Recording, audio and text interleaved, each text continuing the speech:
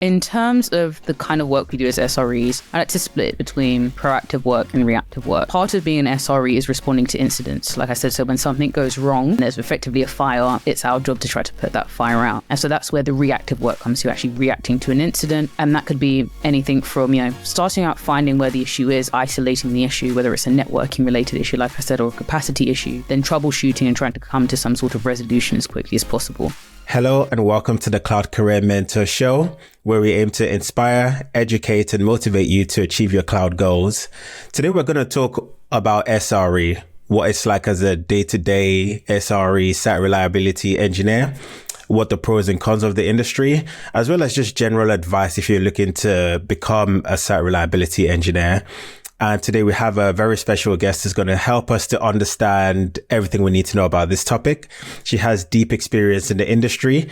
And yeah, I'm really excited to have you on. Welcome, Adama. How are you doing? Thank you for having me. I'm doing well, thank you.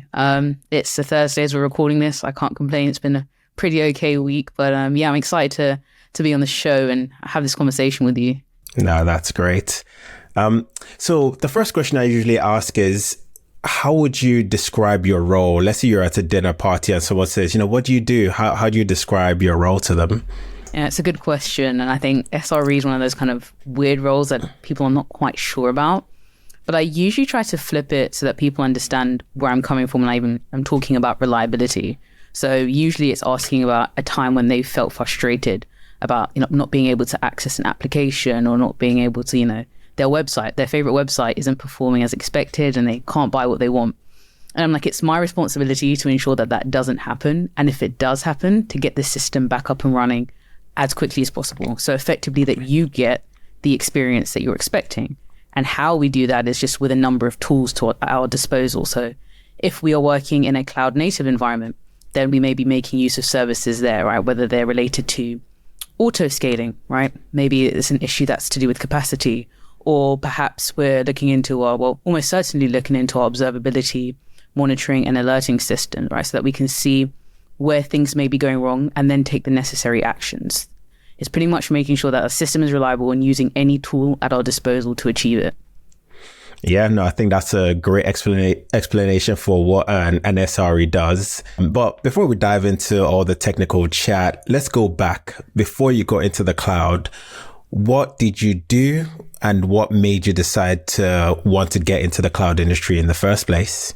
Yeah, so I was actually studying at university, so I'd finished my degree, and when I left university, the pandemic hit. So as you can imagine, it wasn't the best time to be looking for jobs. And I had some very, very brief kind of experience with programming and a little bit of modeling when I studied geography, but really nothing that I could really walk into a job and be like, yes, I can be useful pretty much in anything.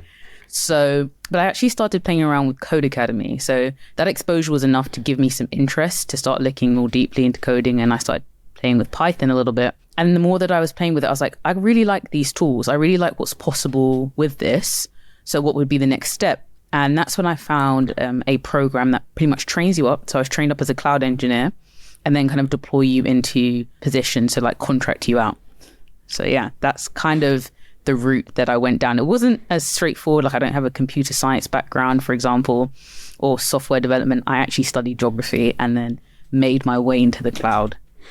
It's funny. I think we need to start a geography club because I also studied geography. And also we had an interview with Jamie Phillips, who's a staff site reliability engineer for the MBA. And he also studied geography.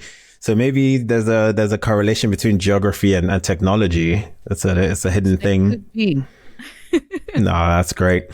No, thanks for walking us through your journey. And I think it's really important to share this because not everyone has a quote unquote traditional technical background in terms of maybe studying computer science and then going straight into the cloud. A lot of the times people come from different industries and they sort of either stumble into it or, they start learning one thing, then another, and then there we go, they're in the cloud.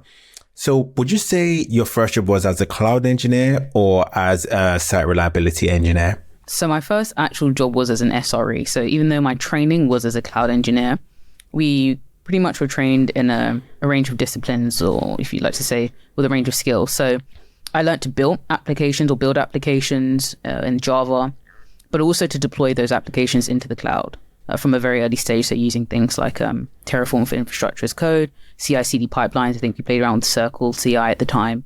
And so I had a range of skills to kind of draw on. And when it was time to effectively be deployed, shall we say, into a position, SRE came up as one of the ones that was an option. And I actually had never heard about it until this point here. Like, it's one of those jobs where I don't think you really hear about it until you're on the inside, right? It's not like something I've heard of or anything like that. And so I heard about it and what it kind of involved. And I was like, oh, this sounds really interesting. Like, you get to learn and do multiple things in multiple areas, draw on multiple skill sets. Like, this is really up my street. And I think as geographers, I have an idea that people who study geography really like just a lot of things, right? And they can't quite decide yet at that level of university what they really want to go deeply into, but they want to study something rigorous and they want to be challenged. And that's why I think like jobs that have that kind of multi-dimensional aspect to them draw people from like different backgrounds, but also geography. So yeah, that's how I kind of started. And it was my first official job after that cloud engineering boot camp or training. Yeah, no, I feel exactly what you said about the geography thing, because, you know, you don't really know what you want to do, but you don't want to be pigeonholed, and you have a sense of curiosity, I guess.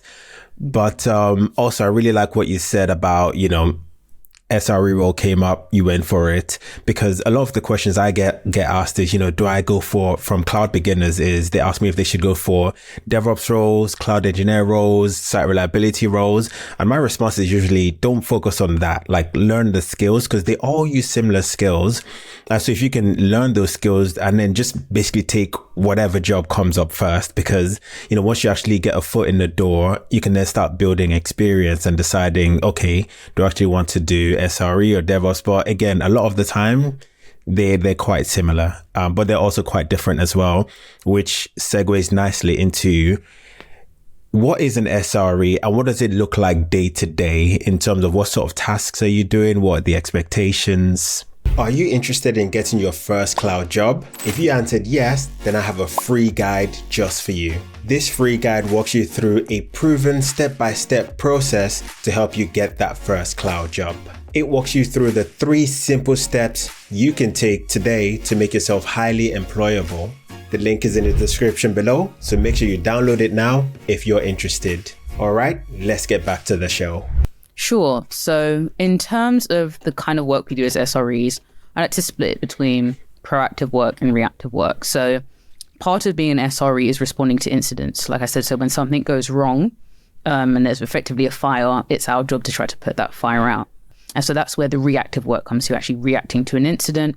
And that could be anything from, you know, starting out finding where the issue is, isolating the issue, whether it's a networking related issue, like I said, or a capacity issue, then troubleshooting and trying to come to some sort of resolution as quickly as possible. And your immediate resolution might not be the most elegant right now. It's just about, you know, returning the system to a state that is acceptable.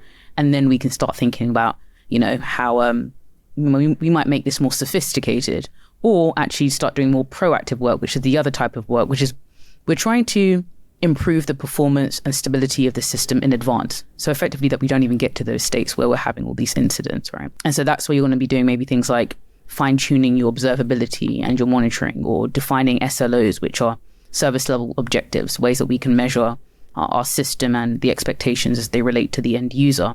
But also like automating work. So, you know, so that a human doesn't have to be involved if something goes wrong, or in a certain stage in the process or the software development lifecycle.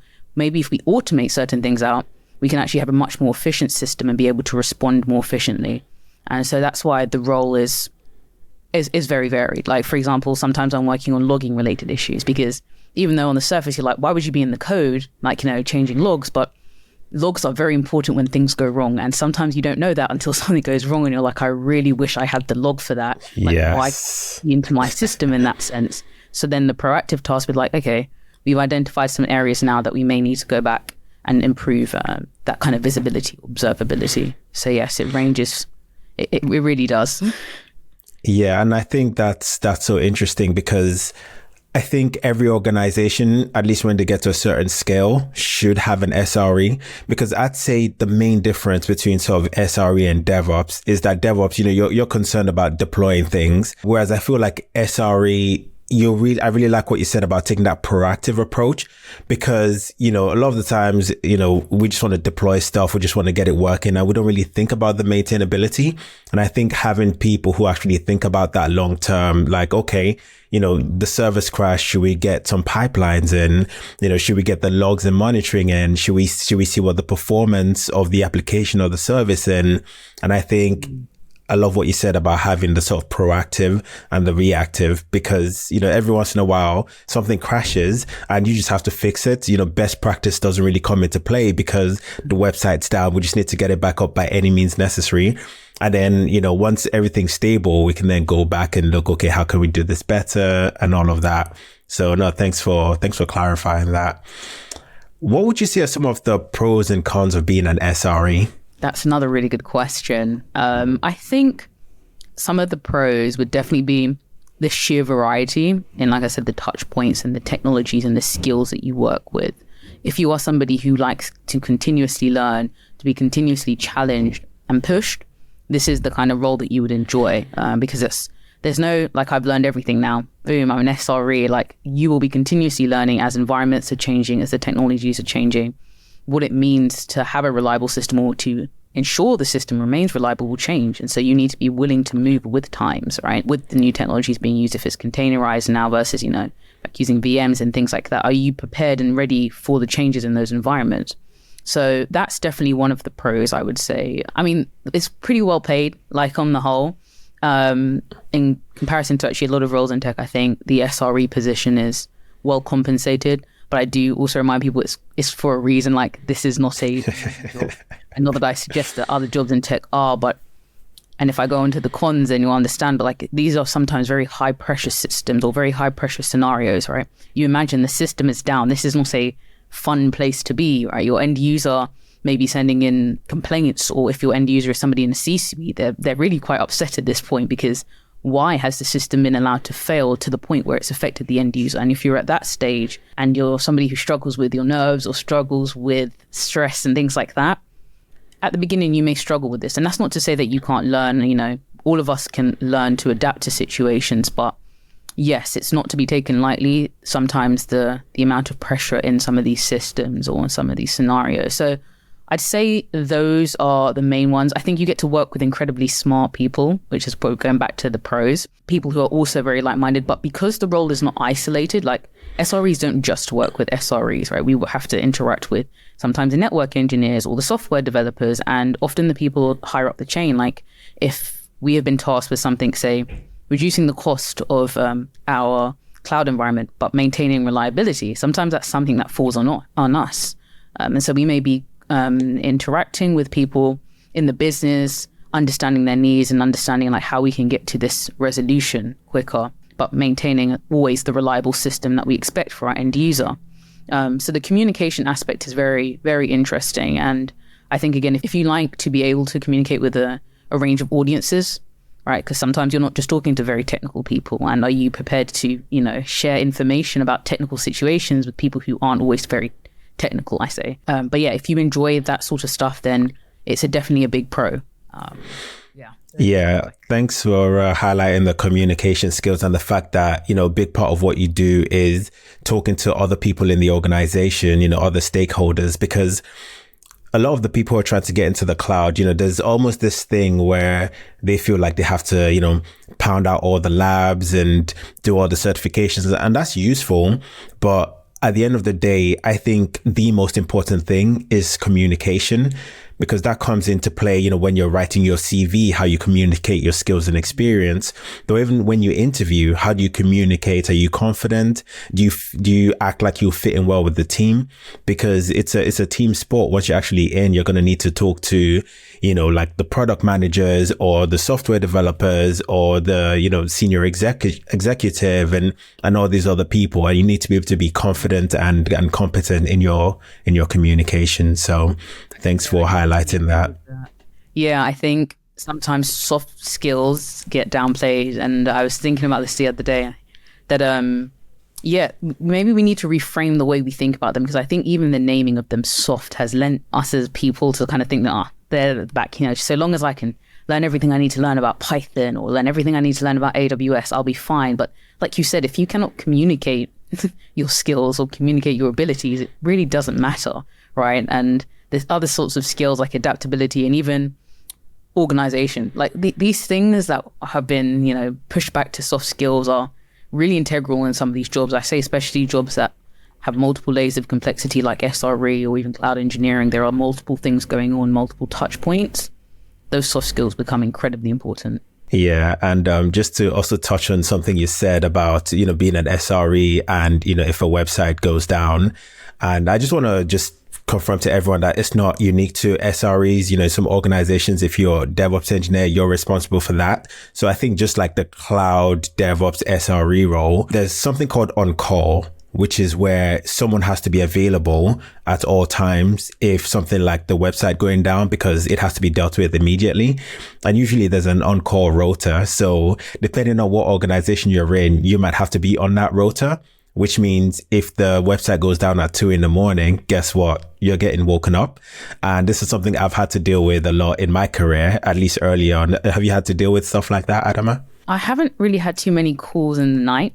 But obviously this concept of being on call exists, and it's multiple roles may be required to be on call. SREs almost always, like as part of our job description, be on call is something that you are expected to do in part. So yes, I have been on call and had to respond to situations. And like you said, you may actually have to pull other people in. So if I'm the primary on call, but it's time to escalate, we haven't been able to resolve the issue, and maybe I need a dev. Perhaps there needs to be a dev that's available on call, and it varies from company to company, who's actually on call, who's available for escalations and such things. So yes, the actual structure of it varies, but I think the really important thing in drawing out from what you said is reliability is not just the responsibility of the SRE, right? We may be the ones who have it in our title, but it benefits everybody, right? A reliable system allows all of us to be able to work at an optimal level, from the devs to the DevOps engineers, the cloud engineers, right? If we have a system that is stable and that we can build on and that we can innovate on, we're all going to be in a much better position. So it's not just, the SREs over there deal with reliability. Like it's everybody's responsibility, I'd say. Yeah, definitely. I mean, just a final point on that. On-call has ruined many a house party for me. Like I've had to sit there sometimes on my laptop trying to fix an issue, but that's a story for another day. So we're coming to the end of this now. And I just want to ask you, there's people listening who are like, oh yeah, I might want to become an SRE, or I might want to learn more. What's one advice you'd give to someone who's considering getting an SRE role? So maybe this is going to be their first job, or maybe they're a cloud or a DevOps engineer and they're looking to transition into SRE. What's one piece of advice you'd give them? Sure. So I'm always very honest about this, that in my opinion, I don't think SRE is typically an entry-level job. I know that's the route that I took, but I think I had a very particular situation where I was working with a company that could land me that job, and that there was a company that were willing to take on more junior SREs. If you notice, and if you ever look at in a job search, there are very few junior SREs in the same way you might see a junior DevOps position, because in the industry, it's understood as a role that you typically come into after you've had some experience. Like cloud engineers may then veer into SREs, or DevOps engineers may veer in, or even software developers. And it's just because you can bring your strengths from that particular role and then layer on.